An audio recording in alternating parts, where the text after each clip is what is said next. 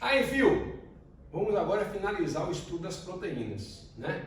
Analisando agora uma função extremamente importante para qualquer vestibular, que é a função catalítica, a função de acelerar as reações, né? Eu coloquei aqui como número 7, mas vamos lá? Seria o número 1, transporte de gases, número 2, armazenamento de oxigênio, número 3, absorção de luz, número 4, defesa, número 5, contração muscular, tá vendo como é que minha memória é massa? Número 6, coagulação sanguínea e número 7, catalisador. Ou melhor, biocatalisador, que é uma molécula biológica, tá certo? Não é uma molécula simplesmente química, é uma molécula química da vida, então biológica, então biocatalisador. As enzimas, que são esses biocatalisadores, atuam reduzindo a energia de ativação. O que é uma energia de ativação? A energia mínima necessária para que uma reação aconteça. Se o objetivo da enzima é reduzir essa energia de ativação, quando eu reduzo a energia de ativação, eu consigo botar a reação para acontecer de maneira mais o quê? Mais rápida. Esta é a função do catalisador. Beleza? Então, bora lá. Ó, existe esse gráfico aqui que todo mundo conhece, que é o seguinte, ó. Vamos supor que eu tenha A mais B gerando AB. Se essa reação acontecer sem enzima, vai gerar AB, mas vai demorar mais tempo.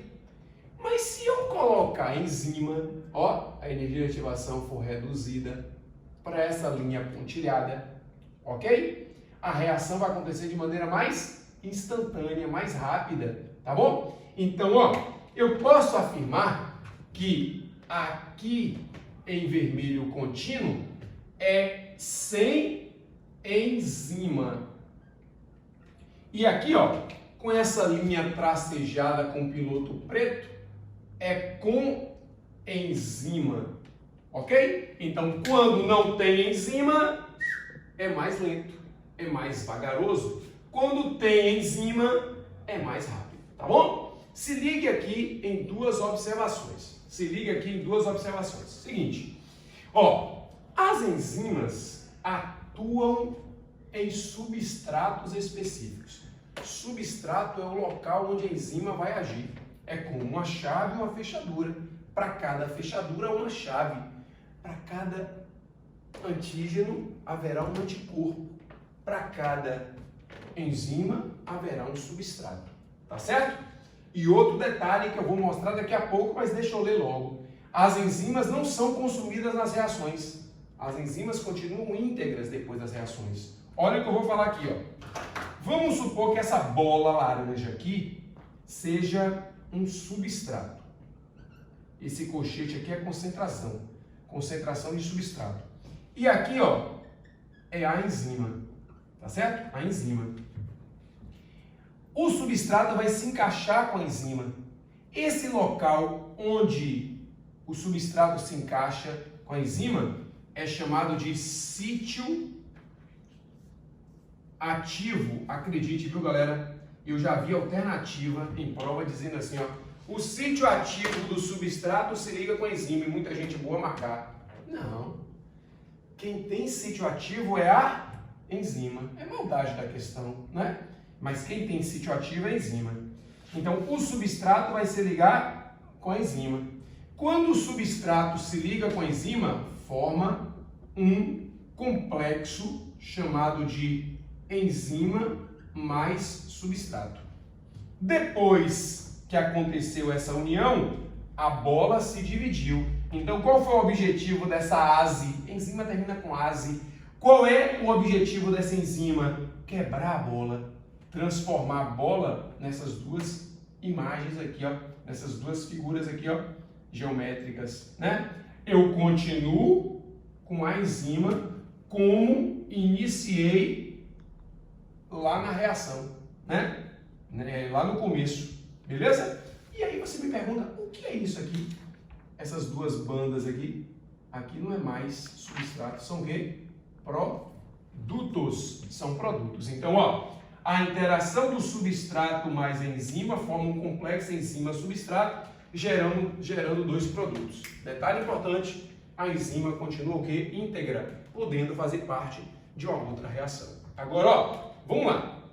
Eu vou colocar aqui alguns exemplos de enzimas. Eu coloco o amido, a proteína e o lipídio.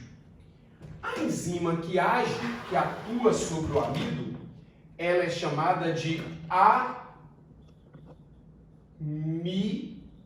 amilase. Ó, terminou com ase. E os produtos da quebra do amido sobre a amilase é chamado de maltose. Uma enzima que age sobre a proteína, vou botar de maneira bem genérica, viu? É a protease. Quando a protease age sobre a proteína, gera, eu vou colocar aqui, ó, aminoácidos. É bem genérico, viu, gente? Eu sei que a pepsina age sobre a proteína, gerando oligopeptídeo, que é a oligopeptidase, age sobre o oligopeptídeo, gerando o quê? Peptídeos. Eu sei disso. Mas vamos lá, eu estou colocando de maneira genérica. O lipídio, a enzima vai ser a lipase. Ó, termina com ase. Gerando o quê? Ácido graxo mais glicerol. Beleza? Aqui só foram alguns exemplos, tá certo? Para você saber que para cada substrato haverá uma enzima específica. E esse substrato vai se ligar ao sítio ativo da enzima. E esses aqui são os produtos. Tá bom? Então, bora lá. Observaçãozinha importante. As enzimas, galera, podem ser conjugadas. Como existem proteínas conjugadas. Lembra que eu falei da hemoglobina, que é uma proteína conjugada, que tem um cofator, que é o ferro? A clorofila, que é uma proteína conjugada, que tem um cofator, que é o magnésio? Pronto. As enzimas podem ser também conjugadas. Elas, né, sendo conjugadas, eu vou ter o seguinte, ó, o cofator, que vai se ligar à parte proteica, que é chamado de apoenzima. Quando o cofator se liga com a apoenzima, forma a holoenzima. Ó, essa apoenzima, ela é inativa, porque está faltando quem? O cofator. Quando o cofator se liga, ela se transforma em holoenzima, que é ativa. Agora, deixa eu contar uma coisa para vocês. Quando o cofator for orgânico, se esse cofator for orgânico, ele é chamado, sabe de quê? De coenzima, tá bom? Então, o que é a coenzima? É o cofator orgânico de uma enzima conjugada. Sabe uma coisa que está me deixando angustiada aqui, que eu não falei no início? Quando a gente fala em enzima, eu aprendi quando eu fazia, velho, primeiro ano, velho, lá em Conquista. Toda enzima é uma proteína, mas nem toda proteína é uma enzima. Eu ouvia isso, a tia falando. Rapaz, tá errado. Porque existem enzimas que não são proteínas. As ribosimas. Ribosima é uma molécula de RNA com função catalítica. É importante você saber que a frase mais correta é: quase todas as enzimas são proteínas, não todas. Amém? Beleza? Roda aqui, Maria. Ó, os fatores que influenciam na ação das enzimas. Desculpa, turma, me desconcentrei. Quais são os fatores que influenciam? Foi mal. Quais são os fatores que influenciam na ação das enzimas? Eu tenho aqui, ó. Temperatura, concentração de substrato e pH. Veja bem. Quando, aqui ó, eu coloquei aqui no gráfico, ó, ação e temperatura. Quando a temperatura vai aumentando, você vai agitando as moléculas e a ação da enzima vai crescendo. E aí, chega até um certo ponto. Esse ponto é chamado de ponto ótimo de temperatura. Se você aumentar demais esse ponto, você vai ter uma queda na ação, né, das reações do seu corpo. Aí tu me pergunta assim, ou seja, por que acontece isso? Lembra que eu falei de estrutura? Porque as enzimas serão em temperatura elevada? Desnaturadas. Vai sofrer uma desnaturação. E essa temperatura ótima aqui, ó, é 36 graus e meio, 36,5 graus, né, no nosso corpo. Por isso que quando a gente passa a ter uma temperatura maior que é 36,5, vamos botar 37 graus, nós já estamos no estado febril. E as nossas reações já não são as mesmas, não são normais. Aí nossas reações ficam lentas, a gente só fica querendo ficar na horizontal, deitado, sem vontade de fazer nada, né? Então, quando nós temos febre, há um aumento da nossa temperatura interna, proporcionando a desnaturação das nossas enzimas, tá bom? Então, toda enzima, como toda proteína, ela age em temperatura elevada, ou temperatura ótima, tá bom? A temperatura elevada, ela desnatura. Um outro fator, então, deixa eu só colocar aqui, ó, toda enzima atua em temperatura em graus Celsius ótima, ok? Você só abaixar demais, se você abaixar demais, você vai ter agitação molecular, vai ficar tudo inerte, você não vai desnaturar. Agora, ela pode voltar ao normal? Ela pode se renaturar? Olha, a renaturação, ela não é um fato universal e que vai com certeza acontecer. Pode acontecer, tá bom? Pode. Beleza? Tem alguns livros que falam, pode acontecer a reestruturação da enzima, mas geralmente não. Geralmente ela fica inativa. Concentração de substrato, essa é legal. Ó, à medida que você vai aumentando a concentração de substrato, você vai aumentando a velocidade da reação até um certo ponto. Depois desse ponto aqui, ó, você vai continuar com a reação constante, mesmo que você aumente a concentração de substrato. Sérgio, eu não entendi não. Por exemplo, se você tem três enzimas, elas só vão poder agir sobre 3 substratos, certo? Agora, se você colocar 5 substratos, quantos substratos estarão sendo atacados por essas enzimas? 3. Se eu botar 1 milhão de substratos, quantos substratos? 3. Porque você não aumentou a quantidade de enzima, você aumentou a quantidade de substrato, tá certo? Então, você só vai atingir a ação máxima quando você saturar todas as enzimas. A partir daí vai continuar o quê? Constante, tá certo? Então, ó, aqui, concentração de substrato, aqui, ó, a ação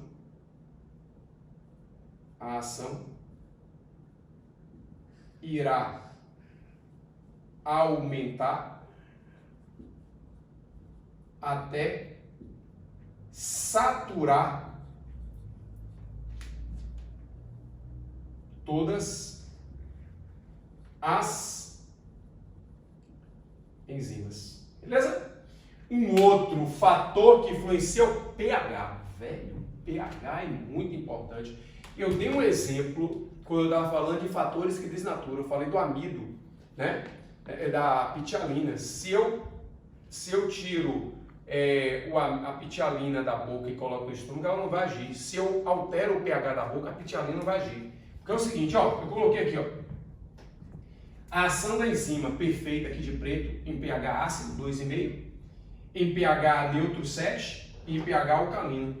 A enzima em nosso corpo que age muito bem em pH ácido é a pepsina.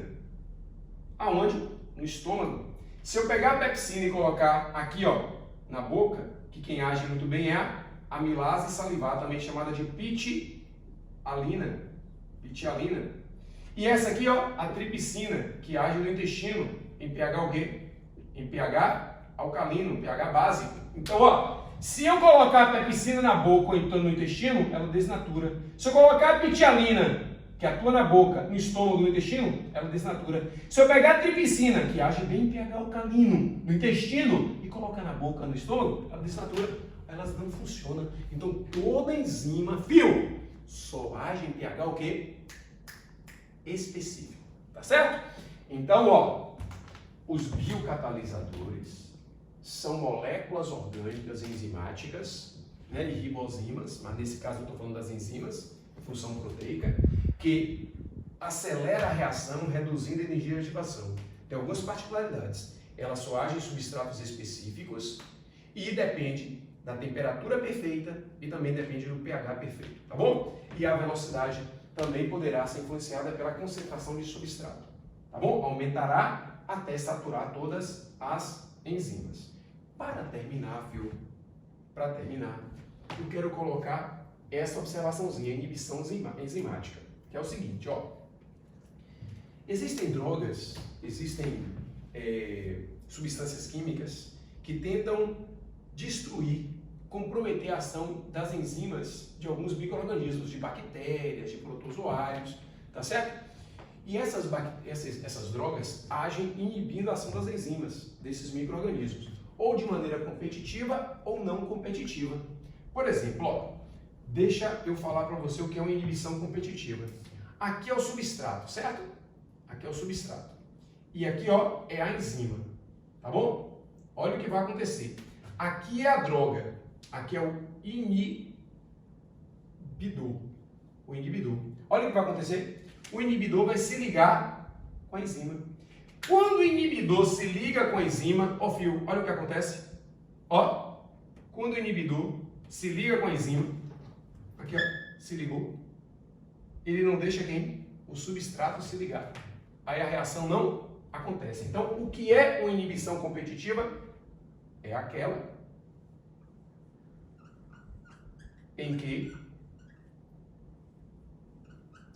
o inibidor